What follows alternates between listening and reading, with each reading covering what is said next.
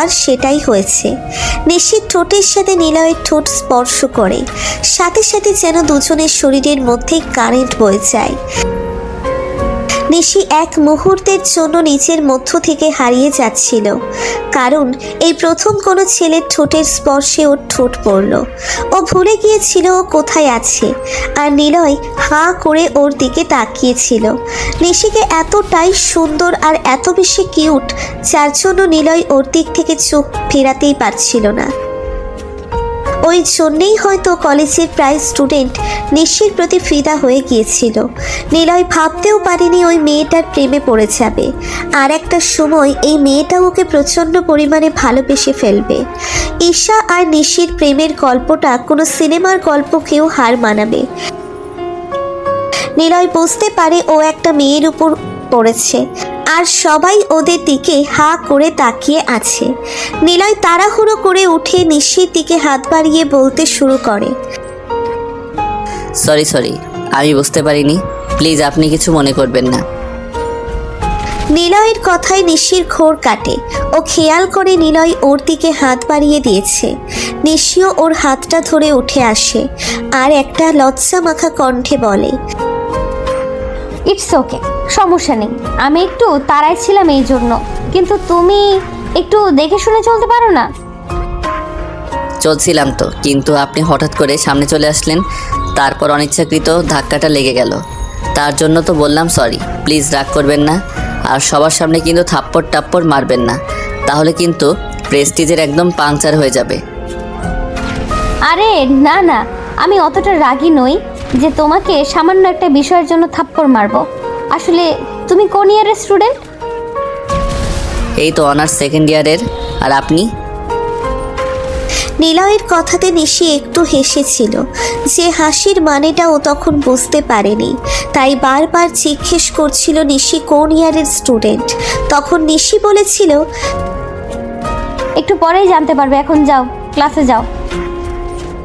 সেদিন ক্লাস শুরু হলে প্রিন্সিপাল নিলয়দের ক্লাসে ঢুকে আর সাথে একটা মেয়েকে নিয়ে আসে। সবাই প্রিন্সিপালকে দেখে উঠে দাঁড়াতেই নিলয়ও মেয়েটার দিকে খেয়াল করে, দেখে মেয়েটা আর কেউ নয়, একটু আগে যার সাথে ওর ধাক্কা লেগেছিল সেই মেয়েটা। নিলয় একটু অবাক হয়ে ভেবেছিল মেয়েটা হয়তো ওদের ক্লাসের নতুন স্টুডেন্ট, তাই প্রিন্সিপাল সবার সাথে ওর পরিচয় করিয়ে দিতে নিয়ে আসছে। কিন্তু তারপর প্রিন্সিপাল বলতে লাগলো মেয়েটা নাকি ওদের নতুন ইংলিশের ম্যাম। কথাটা শোনার সাথে সাথে নিলয় যেন আকাশ থেকে পড়েছিল, আর এক নিমেষের মধ্যেই ওর ভেতরে যত ভাবনা চিন্তা আর মাথায় যত কথা ঘুরপাক খাচ্ছিল সবটা পাশ কাটিয়ে বেরিয়ে গেছিল। ও নিজে নিজেই বলেছিল, যা শালা, ভেবেছিলাম আমাদের ক্লাসমেট হবে, কিন্তু উনি যে ম্যাম সেটা তো বুঝতেই পারিনি। কিন্তু ওনাকে দেখে তো ম্যামের মতো মনে হয়নি, বয়স তেমন বেশি নয়, দেখতে যে লেভেলের মারাত্মক সুন্দরী, তাতে ভেবেছিলাম সেম ইয়ারের হলে ওনার সাথে প্রেম করা যাবে। কিন্তু এখন দেখছি যতটা দূরে থাকতে পারবো ততটাই ভালো।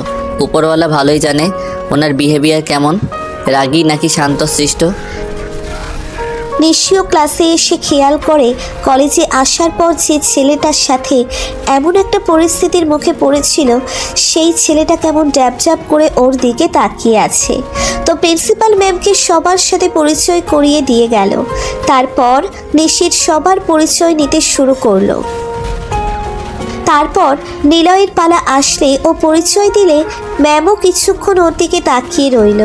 নিলয় সেদিন ভেবেছিল নিশির থেকে দূরে সরে থাকতে পারবে, কিন্তু ওর ধারণাটা ভুল ছিল, কারণ যতবার নিলয়ের নিশি ম্যামের সাথে দেখা হচ্ছিল ততবারই ওরা এক প্রকার রোমান্টিক পরিস্থিতির মধ্যে পড়ছিল। হয়তো কখন নিলয়ের সাথে নিশির ধাক্কা লাগছিল, নয়তো কখনো নিলয় নিশিকে বাজে পরিস্থিতির থেকে বাঁচাচ্ছিল। তো একদিন কয়েকটা বাজে ছেলে নিশিকে কলেজে আসার পথে পিছু করে। নিশি সেদিন অনেকটা ভয় পেয়েছিল। তারপর আরও কিছুটা আসতেই নিশি দেখতে পায় নিলয় ওর ফ্রেন্ডের সাথে আসছে। তখন নিশি দৌড়ে গিয়ে নিলয়কে জড়িয়ে ধরেছিল, আর তাতেই নিলয় নিশির থেকে দূরে থাকতে পারছিল না, উল্টে ওর মায়ায় পড়ে যাচ্ছিল। নিশি সেদিন আবার দ্বিতীয়বারের মতো লজ্জায় পড়ে গেছিল, যখন ভয় পেয়ে নিলয়কে জড়িয়ে ধরেছিল। নিলয় বিষয়টাকে স্বাভাবিকভাবেই নিয়েছিল, কিন্তু ও নিশিকে মন থেকে সরাতেই পারছিল না। ওই ঘটনার পর থেকে নিশি শুধু নিলয়ের চিন্তা ভাবনা জুড়ে বিচরণ করছিল। ওর মাথায় ঘুরপাক খাচ্ছিল। নিলয় জানে এই সম্পর্কটা হওয়া সম্ভব না, তারপরও মনকে মানাতে পারছিল না। ও শত চেষ্টা করেও নিশির থেকে দূরে সরে থাকতে পারছিল না। 6টা মাসের মধ্যে নিলয় নিশিকে এতটাই বেশি ভালোবেসে ফেলে, যার জন্য ওকে আর না বলে থাকতে পারছিল না, আবার ভয় বলতেও পারছিল না। নিলয় কোনো উপায় না পেয়ে নিশিকে বোঝানোর চেষ্টা করে, আর নিশি ততই ওর থেকে দূরে থাকার চেষ্টা করে। তারপর এক পর্যায়ে দুজনের মাঝে ফ্রেন্ডশিপও হয়ে যায়। তারপরও নিশি নিলয়ের থেকে দূরে থাকার চেষ্টা করত। ও জানতো নিলয় একটা ছেলে, তাই ওর প্রতি দুর্বল হতেই পারে। একটা বছর যেতেই নিশিকে প্রপোজ করে দেয়। নিলয় যেদিন প্রথম আমাকে প্রপোজ করে সেদিন অনেক বেশি অবাক হয়েছিলাম। ভাবতে পারছিলাম না এই পিচ্চি ছেলেটা কিনা আমাকে ভালোবাসে। এরকম কিছু শোনার পর আমি স্তব্ধ হয়ে গিয়েছিলাম। নিলয় বারবার আমার থেকে উত্তরটা জানতে চাইছিল, আমি কিছু বলতে পারছিলাম না। ম্যাম, আমি সত্যি আপনাকে অনেক বেশি ভালোবেসে ফেলছি। আমি চেয়েছিলাম আপনার থেকে দূরে সরে থাকতে, কিন্তু বারবার আপনি আমার কাছে আসতেন, আর অপ্রীতিকর পরিস্থিতির মধ্য দিয়ে হলেও আমাদের দুজন স্পর্শে আসতাম, যেগুলো ভোলার মতো নয়। তারপরও আমি আপনাকে ভুলে থাকার চেষ্টা করতাম, কিন্তু ভুলতে পারিনি, তাই একটা সময় আপনাকে ভালোবাসতে বাধ্য হয়েছি। আর এখন এত বেশি ভালোবাসি যে আপনাকে ছেড়ে দূরে থাকাটা আমার পক্ষে সম্ভব হচ্ছে না। প্লিজ ম্যাম, আপনি আমাকে ফিরিয়ে দিয়েন না। আপনি যা বলবেন আমি তাই করতে রাজি, কিন্তু তারপরও শুধু আমি আপনাকে চাই। নিলয়, তুমি যেটা চাও সেটা কখনোই সম্ভব না, কারণ আমি তোমার ম্যাম আর তুমি আমার স্টুডেন্ট, তাই আমাদের মাঝে এরকম কোনো সম্পর্ক হতে পারে না। তুমি আর এইসব কথা কখনো বলবে না। তুমি যদি এইসব কথা বলো তাহলে আমি প্রিন্সিপালকে সবটা জানাতে বাধ্য হব। ম্যাম, আমি আপনাকে সত্যি ভালোবাসি।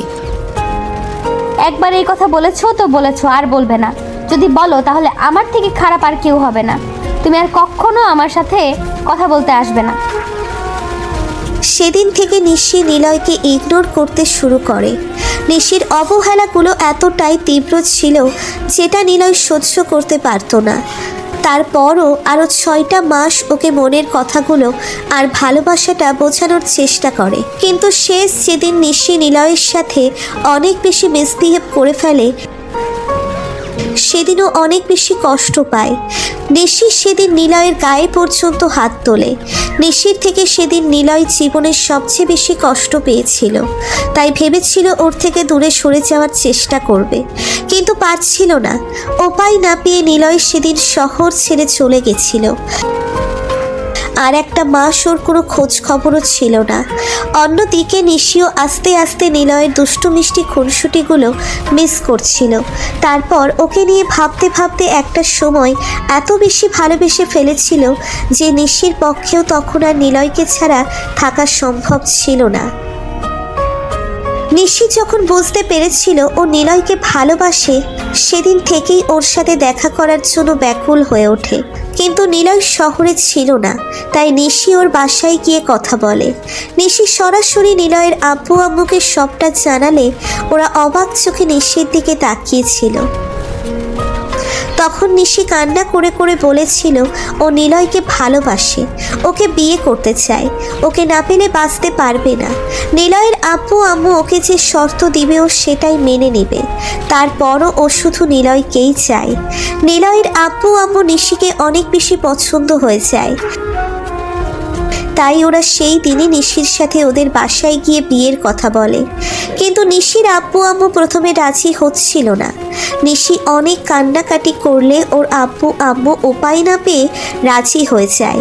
পরদিনই নিলয়কে বাসায় আসতে বললে নিলয়ও বাসায় আসে। তারপর আব্বু আম্মু জোরপূর্বক সেদিন ওকে নিশির সাথে বিয়েটা দিয়ে দেয়। আব্বু আম্মুর কথাটা নিলয় ফেলতে পারেনি, তাই বিয়েটা করে নিয়েছিল।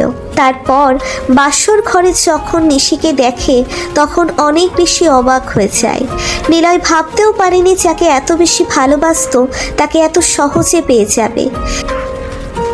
নিশি আমার সাথে এমন একটা অভিনয় করেছিল বলে ওর ওপর প্রচণ্ড পরিমাণে রাগ হচ্ছিল, কিন্তু পাগলিটার কান্নাতে ওর ওপর আর রাগ করে থাকতে পারিনি। বিয়ের পর থেকে নিশি নিলয়ের বাসাতেই থাকে। কেউ জানে না ওরা দুজন স্বামী স্ত্রী। আর নিশিও নিলয়কে বলে দিয়েছে ওর পড়ালেখাটা শেষ না হওয়া পর্যন্ত ওরা কোনো বেবি নেবে না। তাই নিশিও নিলয়কে তেমনভাবে ওর কাছে আসতে দেয় না। তারপরেও ওকে প্রচণ্ড ভালোবাসে।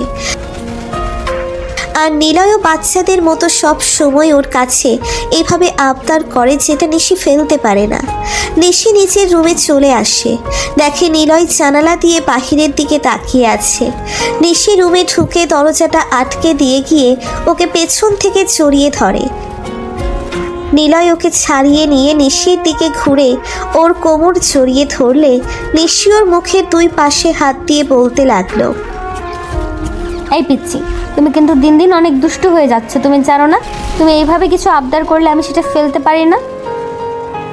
জানি তো, ওই জন্যই আমার সিনিয়র বউটার কাছে এভাবে আবদার করি। আচ্ছা তাহলে আদর করে দিলেই তো হতো, এত বারণ করছিলেন কেন?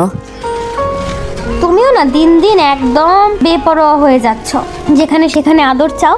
কলেজের মধ্যে আদর করা যায় নাকি, দুষ্টু? আমি অত কিছু বুঝি না। আমার যখন আদর পেতে ইচ্ছে করবে আমি তখনই আপনার কাছে আবদার করব। তাই? আচ্ছা দাঁড়াও, আদর করে দিচ্ছি। নিশি নিলয়ের দিকে ঠোঁট এগোতে গেলে নিলয় আর দেরি না করে 4 ঠোঁট এক করে দিল।